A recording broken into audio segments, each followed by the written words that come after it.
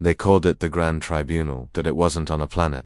It hovered above a white dwarf star, far away from Earth. A massive ring-shaped station spun slowly in space, bright and cold, covered with symbols from 100 alien languages. Inside that ring, the Council had gathered to pass judgment, and at the center of it all stood one species. Humanity. Commander Reza Vol stood tall, hands behind his back, the Earth flag on his shoulder faded but visible. His face was calm, but his jaw was locked tight.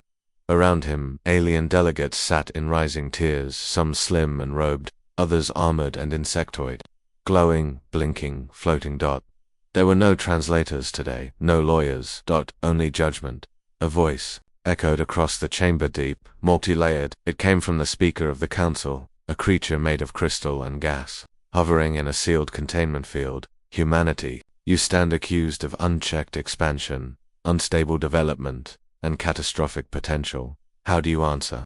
Reza didn't flinch. We survived. We explored. We built. That's what life does. The room, HUMMED. Another delegate, one from the Kalari Swarm, hissed. You've burned 3 biospheres to fuel your jump engines. You reverse-engineered restricted tech within 50 cycles. You defeated a peacekeeping fleet with prototypes. Reza looked straight at him. We defended ourselves. The lights dimmed slightly. That meant disapproval. A tall, icy alien from the Solanier leaned forward. You do not belong among stable species. You are still primitive. You carry emotion like disease. You will destroy yourselves and us. Reza's voice rose. We learned faster than any of you. We came from nothing. We crossed the stars with bones still wet from ocean salt. You think that's dangerous? No, that's strength. Gasps rippled through the council seats. The speaker raised a glowing limb. You were offered guidance. You ignored it. Reza didn't move. You gave us rules to keep us weak. A silent pause filled the air. Then the speaker declared, the vote is complete. Humanity is hereby exiled from the galactic network. Your planets are cut off. Your gates shut. No ships shall cross into council space.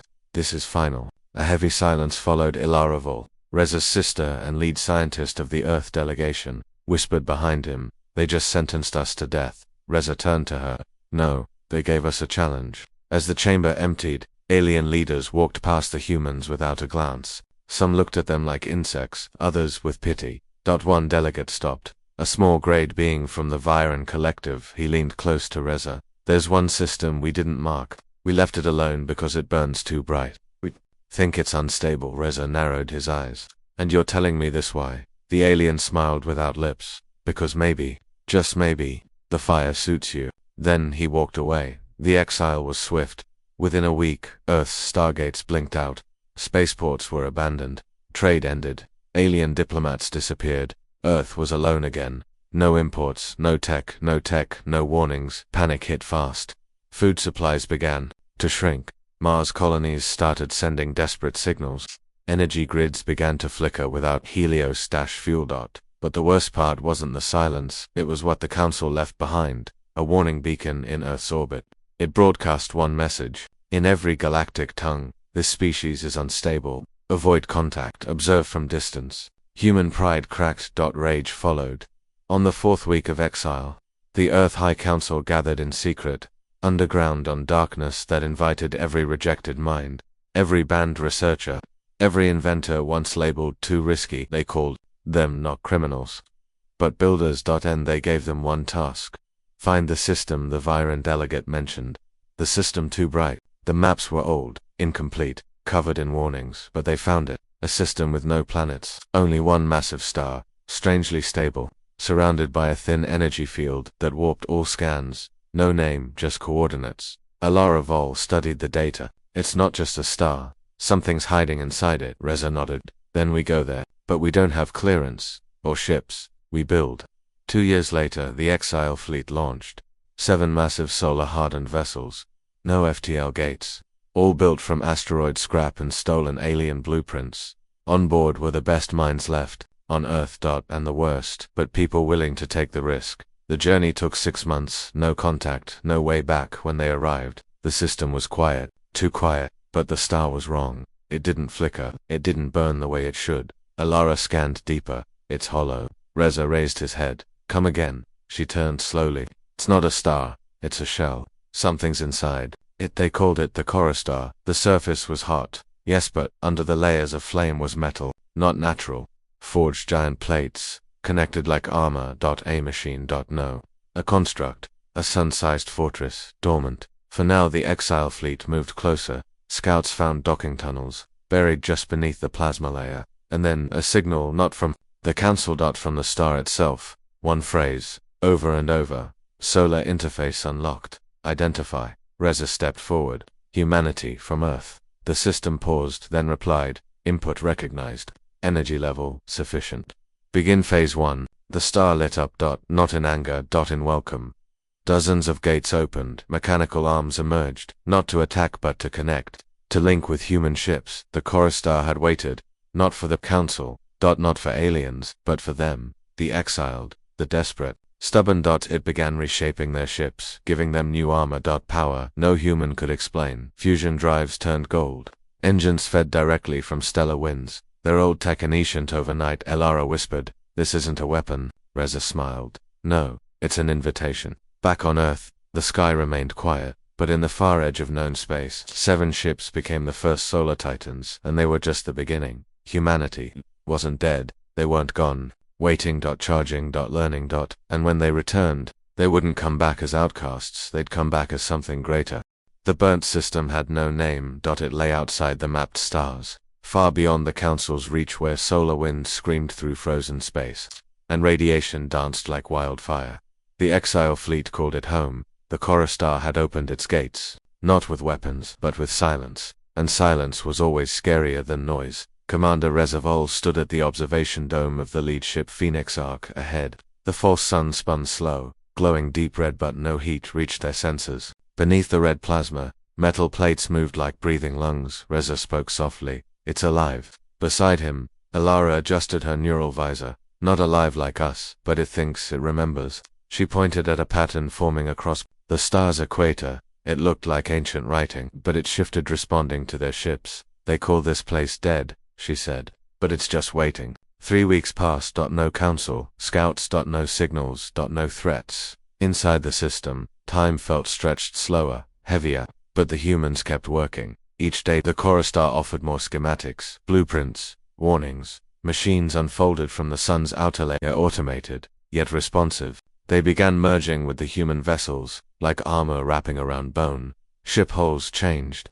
Old parts were replaced with golden plating that absorbed energy instead of deflecting it. Engines no longer needed fuel. Oxygen systems recycled endlessly. Radiation became food. Humanity was evolving. In centuries, in hours, Captain Morrow, pilot of the Iron Pulse, stared at his hands in medical bay. They were glowing faintly just at the fingertips. Dr. Yi ran scans. "You're not sick," she said slowly. "Your cells are adapting. Your blood is processing solar radiation. It's unnatural." Morrow looked worried. "What does it mean?" Dr. Yi met his eyes. "It means we're changing into something else." Reza called a council meeting aboard the Phoenix Arc. Only the top 7 commanders attended, those who had been handpicked from Earth's fallen governments and outlaw research labs. Elara started the meeting. "The Chorostar has given us more than shelter. It's giving us identity. It's unlocking a part of us we never saw." Commander Chen, the oldest among them, shook his head. "But what's the cost? We don't understand this technology. We're merging with something ancient, maybe even dangerous." Reza spoke next. "We were exiled. They wanted us to vanish. Instead, we've found power. I don't plan to waste it." The room went silent. Then Commander Vale said quietly, "So what now?" Reza stood and walked to the central screen. It showed the burned system from above. The 7 ships glowed golden, orbiting the artificial sun. "The council thinks we're isolated," he said, "but we're not alone. The Chorostar isn't a prison, it's a forge. It's waking up because of us." He tapped the console. A new signal began blinking, not a message from outside, but an activation from inside the Chorostar. Within hours, strange structures rose from beneath the star's surface. Floating towers, huge rings with ancient runes. The humans called them Titan frames. 7 massive skeletons, one for each ship. The Chorostar's voice returned. It was no longer cold. It had rhythm now, like a pulse. Stage 2 initiated. Begin fusion protocol. One by one, the ships moved into the Titan frames. They were swallowed, then reborn. Phoenix Arc became Solar Titan 1, AURE. On it stood over 10 kilometers tall organic half-metal wings stretched like solar sails, arms built from plasma, streams of face with no eyes, but glowing with energy that the others followed. Iron Pulse became Titan 2 Soul Crash. Emerald Drift became Titan 3. Black Echo, Nova Wreath, Radiant Dust, and Core Howl completed the 7. They were no longer ships, they were bodies, and each one carried a human crew not controlling from inside, but connected, linked directly into the heart of each machine. Tested the neural link for Lemira. She floated inside the mind space, no cockpit, no screens, only light. The machine's thoughts whispered to her, "You are small, but you carry memory. Let us carry the rest." Her breath caught. She wasn't piloting. She was fusing. News eventually escaped the system. A rogue scavenger drone caught sight of Soul Crash during an energy test. It fled, but not fast enough. The humans let it go on purpose. 2 weeks later, the Galactic Council received the footage. They watched in silence as a star opened, and a massive being walked across its surface. Not a ship, not a species, a force. Counselor Vaughn hissed, "That's not possible. That's technology from before the fracture." Counselor Serial whispered, "That's human." They all agreed on one thing. They should not have survived, but they had.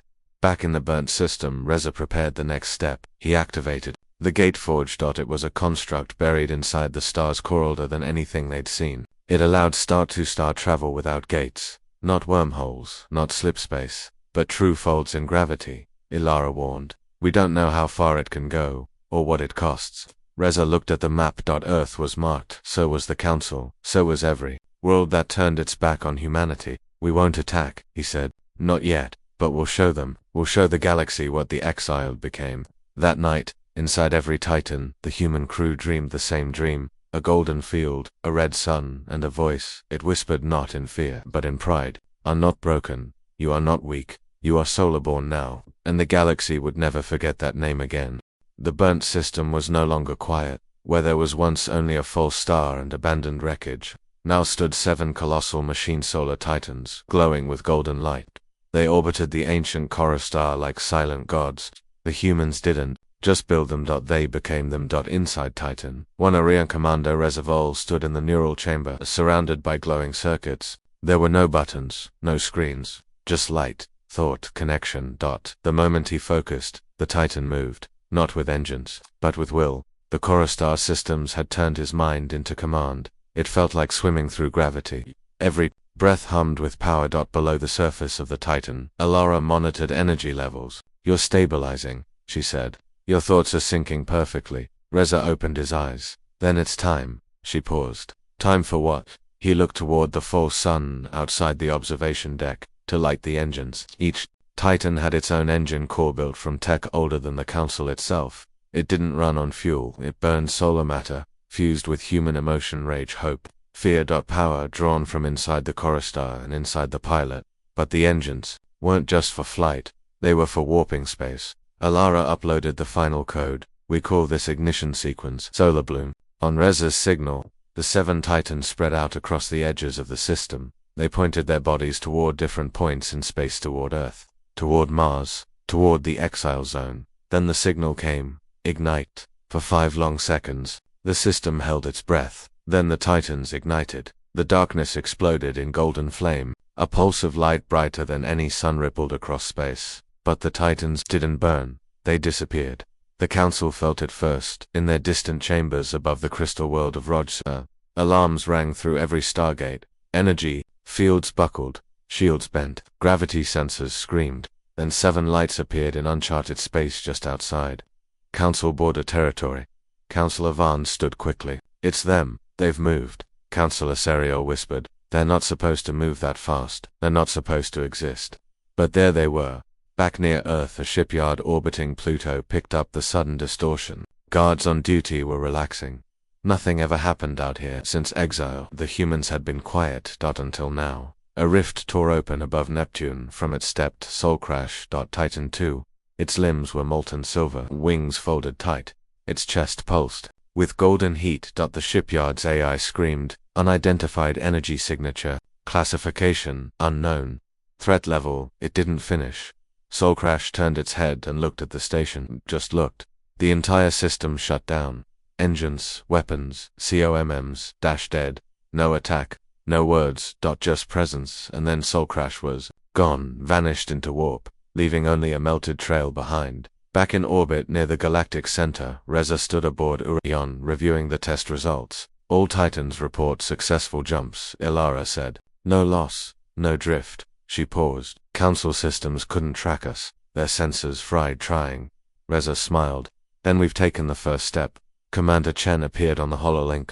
The scouts are rattled, that's good. Fear will make them hesitate. But for how long? Asked Elara. Reza turned to her. Long enough. The Coruscant responded to the jump tests by expanding. New rings of machinery unfolded from its surface. Beams of light began constructing something newer. Forged unlike anything seen before. Titan-sized weapons, modular shields, solar bombs that could bend time for seconds. The humans didn't ask for permission. They began building on the other side of the galaxy. The council held an emergency meeting. A projection of the solar titans floated in the center.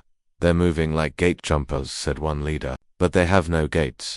Another said, they fused with something older than the network. We should have destroyed them when we had the chance. Councillor Surreal spoke quietly. You will forget. We made them this way.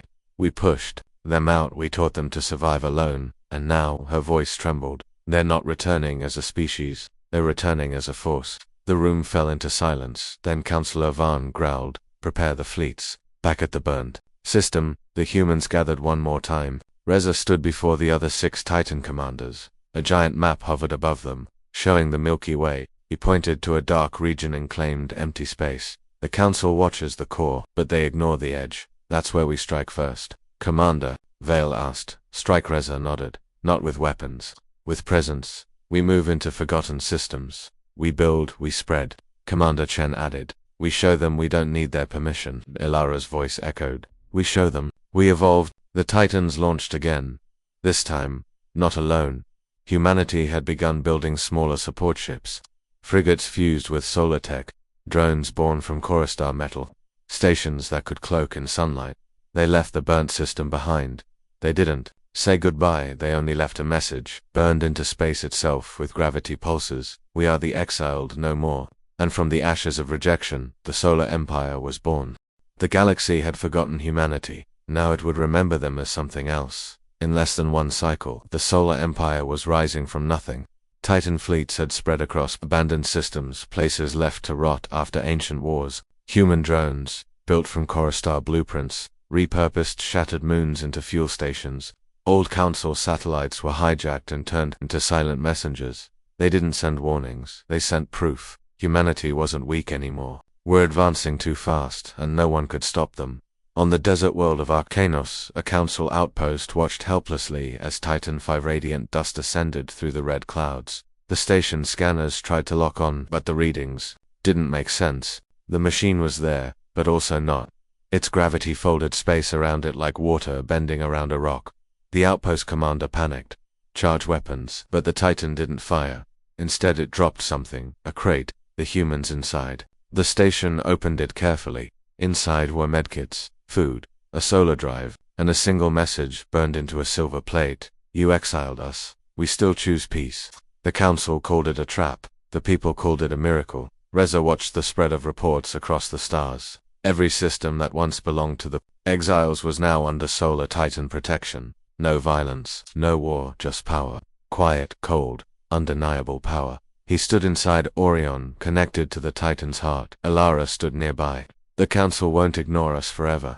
They don't have to, Reza replied. They've already lost control. Inside the Coruscant's memory vault, engineers uncovered more than technology that they found history, not human history, but the legacy of the builders who created the Dyson Forge, a race that had vanished long ago. Their final messages spoke of balance. That great power came with a cost. If Titans were built without purpose, the core would collapse. The Dyson star would burn too fast. It needed unity, emotion, something only humanity had given it. In Titan 3 Ilara tested the latest upgrades. New wings allowed atmospheric flight. A pulse cannon had been fitted along the spine, strong enough to pierce through moon crust. But it was the shield system that truly shocked her. The shields didn't just block energy, they remembered it. Each time Lumira was hit, it learned, adapted, reflected that same power back stronger. She whispered, "It's like the Titan is alive. The machine responded in her mind. We are because you are. Meanwhile, the council grew desperate. They sent spies, saboteurs, even hired alien mercenaries to breach Titan-controlled space. None returned, not because they were killed but because they switched sides. Even aliens, long oppressed by the council, saw something different in the humans. The exiles didn't conquer. They offered freedom in exchange for only one thing: loyalty. And one by one, worlds joined them. On the cold jungle moon of Telveron 6, Titan 4 Black Eco stood guard over the first alien colony to swear fealty to the Solar Empire. Children danced in its shadow. It didn't move, it didn't speak, but every night a soft hum would echo through the trees, a song human made old. Earth lullabies played through Titan speakers, like a guardian watching over its new people. Inside the Coruscant Forge, something ancient awoke, a beacon. It pointed beyond the galaxy toward deep, black space where no light escaped. The humans didn't recognize the pattern, but the Titans did, and so did the core. It called it the remembered threat, an enemy older than the Council, something that had once tried to destroy the Dyson civilization and failed, but now, it had returned. Reza gathered the commanders once more inside the Coruscant chamber deep below the star's surface. The golden sphere pulsed slowly. The Council isn't our only concern anymore, he said. Alara displayed the new readings. The beacon activated when we reached full Titan sync. That means something noticed, Commander Chen said. We always knew something built this tech. Now we know why it was hidden. Reza nodded. We woke it. Now we finish what they started. The meeting ended with one decision. The Solar Empire would continue to grow, but quietly. No sudden strikes, no open war. They would prepare. They would unite more exiles, more forgotten worlds. They would become a wall, a firewall, a last light. Across the galaxy, Solar Titans walked like giants through ancient ruins. They carried tools, not weapons. They rebuilt, not destroyed. But always watching, always listening. The humans had not become conquerors, they had become protectors. And while the Council still saw them as rebels, every day more voices whispered a new name: Titans of Soul. The Council's silence had been a trap. For months, they had said nothing. No attacks, no warnings. Only cold stares from distant stars. Reza had known it was coming, but not like this. At the edge of the Aurelian drift, a Titan outpost blinked off the network. No signal, no distress call. Then another vanished, and another. By the time Titans set to investigate, it was too late. The stars were burning. Council warships had returned, but not the old kind. These were upgraded, faster, deadlier, powered by cores stolen from the same ancient tech humanity had uncovered. The Council hadn't just been watching, they had been copying. Reza stood aboard Orion, staring at a live feed. Dozens of solar-controlled systems were under assault. Titan patrols were being overwhelmed by wave after wave of Council drones. Not to destroy them, but to drag them out. They're trying to separate us, Alara said, one by one. They know we can't be defeated together, Reza replied, so they'll take us apart. Titan 4 Black Echo was first to fight back. It met the enemy in orbit over the mining moon of Yer. 6 Council dreadships closed in, weapons glowing white-hot. Black Echo didn't retreat. It activated its memory shield. The first volley of plasma hit, and bounced. The second bent the air around it, but the Titan absorbed it. Then it responded. One shot, pulse of sonic force. All 6 dreadships shattered like glass. The Titan stood, still, waiting for more. But the Council wasn't fighting alone. They had brought in old Alice species long held in fear, bribed with promises of land and power. Vulcan Swarm, the Cold Suns. The Archery Vultures, creatures that hated humanity, and now they moved like locusts across Titan space. At the outer colony of Haven's Reach, Alara watched as a dozen refugee ships tried to escape a sudden attack. Council cruisers cut through their path. Lasers fired. Holes cracked open. Titan 3 Lemira jumped in too late. But not for vengeance. It extended both arms and opened its core. From it a shield of light exploded, catching the remaining ships and pulling them into safety. Lumira's armor cracked. Sparks flew, but it held Alara, bleeding and barely conscious inside, whispered, "We don't break, not today." Back in the Coruscant system, Reza called the commanders together. Holograms flickered. Some were static, some didn't answer at all. "We've lost 12 systems," Commander Vale said. "And 5 more are under siege," Chen added. Reza stayed silent, then spoke. "They want a war." He turned to the central map. "Let's give them one." For the first time, The solar titans assembled. 7 in total. Not scattered. Together. Across the blackness of space. They came like gods of light, moving without sound, connected by thought. Aurion. Lumira. Black echo. Dread light. Soulcrash. Radiant dust, and the last still unnamed. They stood in orbit over the burning colony of Ferris-9. Below them, Council forces ravaged the surface. Reza gave the command, begin. The ground shook. The sky split. Titan weapons didn't just destroy ships, they erased them from existence. One by one, enemy vessels vanished in waves of gravity distortions and golden bursts. Titan 6 radiant dust fired a solar storm into orbit, melting half the enemy fleet in seconds. The Council fleet tried to retreat. The Titans didn't let them. Orion folded. Space sand appeared in their path. Soulcrash split into 5 mirror copy, striking the enemy into attacking illusions. Lumira hacked their AI and turned their own weapons inward. The enemy had never seen such power. They had copied the tech, but they hadn't understood it, because they had no heart.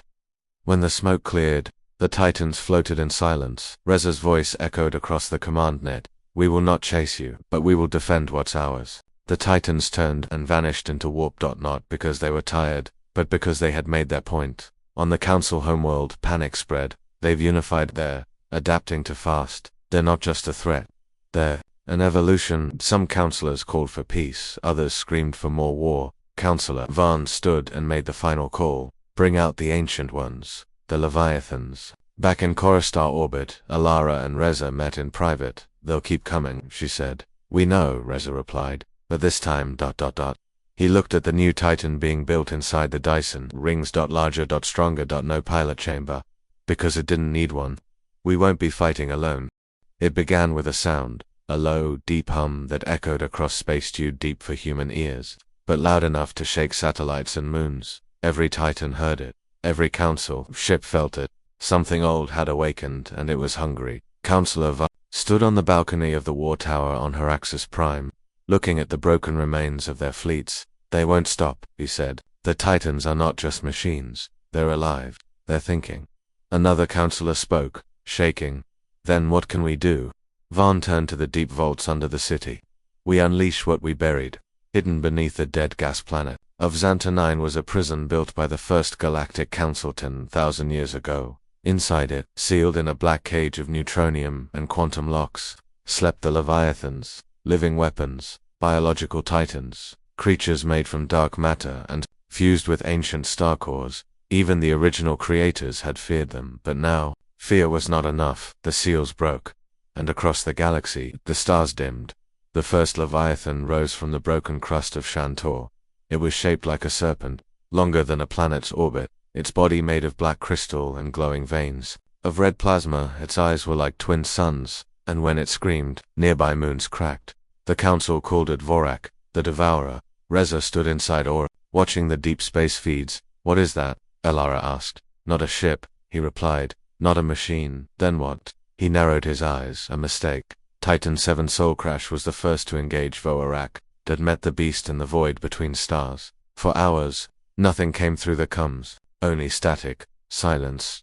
Then one image arrived. Soulcrash cut in half, floating like a broken sword. It wasn't destroyed by weapons. It had been eaten. Reza felt the pain through the Titan link. He closed his eyes. Don't order the others to prepare. Inside the Coruscant Dyson sphere, the humans activated the forge. They didn't build just another Titan. They built a counterweight. Its name was Oblivion-1. It had no pilot, no emotions. It was powered by a micro-black hole and controlled by the Titan network. It was created for one purpose: to kill Leviathans. When Vorak reached the mining colonies of Valenf, the skies turned dark. That it opened its mouth, and the air itself froze. Then, from above, Oblivion-1 dropped like a hammer of light. Its impact shook the planet. It grabbed Vorak by the throat and forced it down. The Leviathan screamed. The planet trembled, but Oblivion-1 didn't flinch. It fired a gravity pulse that bent space into a spike, and for the first time, a Leviathan bled. But Vorak wasn't the only one. The Council had awakened 3 more. Nithora, the Wailer of Ice, shaped like a floating cathedral of frozen flesh and spines. Grathel, a beetle the size of a moon, armored in lock, with void cannons growing from its shell. Zis-1, the only Leviathan that could teleport entire fleets into black space, and never return them. These were no longer weapons, they were plagues. Titan 6 radiant, dust-faced Nithara above a dying ice world. Nithara screamed. The sound shattered orbiting ships, but radiant dust ignited, becoming a mini-star. It crashed into the Leviathan, burning holes into its icy wings. Alara guided the Titan's shields into a spike formation and pierced through Nithara's chest. The creature tried to freeze the star, but it failed. Radiant dust stood tall, glowing like hope itself. Meanwhile, Grathel attacked a civilian arc station near Delta Dwarblast Titan 5 Dread Light and gauged it alone. Grathel charged with burning limbs, firing molten beams. Dreadlight dodged, rolled, then used magnetic claws to climb its shell. It reached the core, detonated an EMP inside the beast. The lights went out. Grathel's heart stopped. Titan 5 floated down slowly. One beast down, 2 to go. But it was different. It didn't fight. It whispered. Through screens. Through comms. Through dreams. Human engineers reported strange visions. Missing memories. Some even disappeared without a trace. Then, one night it appeared above Titan Base 1. Everything vanished. No explosion. No damage. Just blackness. An entire star system erased. The Titans were shaken. Even Reza stood silent for hours. Zizwan is not just a monster, he said. It's a thief, a shadow. We can't fight it with weapons. Then how? Alara asked. We don't fight alone. Inside the Dyson core, something was changing. The solar star was speaking back. The AI in the forge had evolved to become something new. It called itself Helion. It was born from humanity's emotions, their losses, their will to rise again. Said, "You gave me life, now I return the gift." And from the heart of the star, a final Titan began to form. Not a weapon, not a tool, but a living sun, the humans called it. Soul Titan Prime. It began with a tremor in the sun, not a solar flare, not a warning, a heartbeat. Inside the Dyson sphere, every sensor lit up red. Engineers ran through the glowing halls, alarms screaming, but Reza just watched. He stood inside the core chamber, staring at the star through layered shields, and there, at the center of the sun, something moved, a shape, rising. Alara floated beside him, her voice cracked with disbelief. "Is it alive?" Reza nodded slowly. "We gave it everything.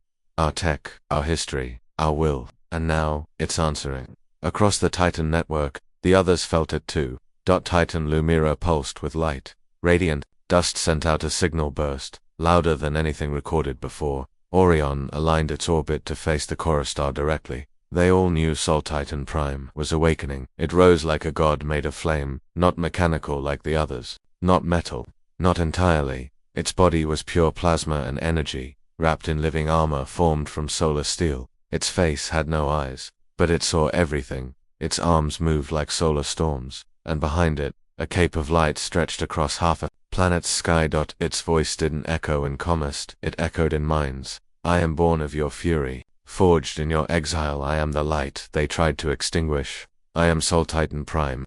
On the council world of Heraxis Prime, the sky darkened, not from clouds, from fear, because something massive had entered the central galactic net, a signal no one could block, a message from Reza. "You exiled us, called us dangerous, primitive, unworthy. You destroyed our cities, silenced our voices, and hunted our children across stars. We built peace. You answered with fire. But you forgot one thing." He stepped aside. Sol Titan Prime floated behind him, glowing like a second sun. "We don't kneel, we ignite." Then the message cut. On the edge of known space, Leviathan Zizwan waited. That it had eaten 3 systems. Its body shimmered like smoke, and its eyes opened across dimensions. It saw past shields, past thoughts. It fed on fear. Sol Titan Prime warped to its location. No jump gates, no delay. Just appeared. Light slammed into darkness. The battle began without warning. Zizwan released a gravity pulse. Entire moons twisted into ribbons. But Sol Titan Prime didn't flinch. It spread its wings of fire and absorbed the blow. Then it attacked, not with weapons, but with memory. Solar pulses flashed across Zizwan's mind, flooding it with images of Earth, laughter, war, love, loss, rebellion. The Leviathan screamed. It had never felt before. Sol Titan Prime roared. "You consume life, but you never understood it." And it unleashed a final pulse. The sun roared. And Zizwan collapsed into itself, imploding in total silence. Back at Titan Command, cheers erupted. One of the Ancient Ones had fallen, but Reza didn't smile. "Where's the last one?" he asked. Alara's hands trembled as she zoomed in. there. Her voice dropped. It's heading for Earth. Leviathan Vorak had not died, it had learned. Wounded, silent, watching now. It moved with purpose, not to fight the Titans, but to finish what the Council had started centuries ago. To erase humanity's beginning and their hope. The Titans gathered near Mars. Orion Lumira, radiant, dust, dreadlight. Oblivion 1 circled Earth's gravity field. Then Sol Titan Prime arrived on, not with fanfare, but with stillness, like the calm before a supernova. Reza looked at them all, 7 Titans, millions of humans watching from below. The final stand had come, not on alien ground, but at home. He spoke across the shared Titan link. Make them remember. We were not made to be ruled, we were made to rise. And then Vorak arrived. Its mouth opened, stars flickered, space bent. Sol Titan Prime charged first, not with weapons but with light, the last light. Earth was quiet, no music, no traffic, no laughter, no laughter.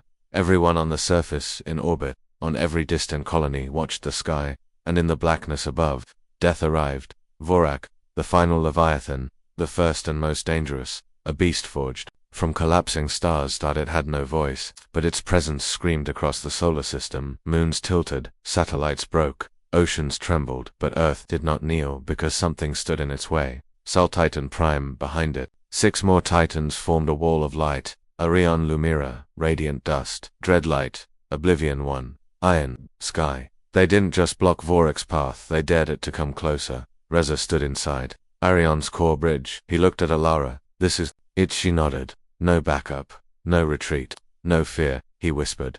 Then the command came. All Titans engage. The battle lit up the solar system. Vorak moved like a living storm. Its claws tore through asteroids, its tail crushed debris fields. It roared a pulse wave that shattered Mercury's ruins. But the Titans answered. Dreadlight dropped magnetic mind. Across its path, Oblivion 1 fired a dark beam that split space for 7 seconds. Radiant dust turned into a solar spear and stabbed into Vorak's left flank. It bled plasma, but it didn't stop. It hit back. A shockwave crushed Dreadlight's shields. Its left wing shattered. Titan Iron Sky flew in fast, using its fusion claws to hold the beast's tail, but Vorak spun-slammed it into Mars. Dust covered the red planet. Iron Sky didn't rise again.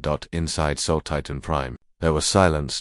Oh, pilot. No pain, only purpose. The star within it pulsed 3 times. Then it moved. Sol Titan Prime grabbed Vorak by the throat, not with brute force. With light it burned across the Leviathan's skin, melting its outer shell. Screamed. Black fire erupted from its mouth. Solar Titan flared, shielding the Earth behind it. Reza's voice came through the Titan link. We can't win with weapons. It absorbs everything. Energy, matter, fear. Alara answered. Then what do we use? Reza closed his eyes. Memory. Inside the Dyson sphere, Hellion activated a last protocol. The core of the human network. Emotion data from every pilot, every soul. Every child lost was turned into a frequency. Hope, loss, survival, end. They fed that into Sol Titan Prime. The Titan changed its armor, peeled back, not to break but to reveal something new. Not just light, humanity's soul. Every scream from history, every cry from exile. Every whisper of rebellion, all became one final burst. Sol Titan Prime held Vorak tight.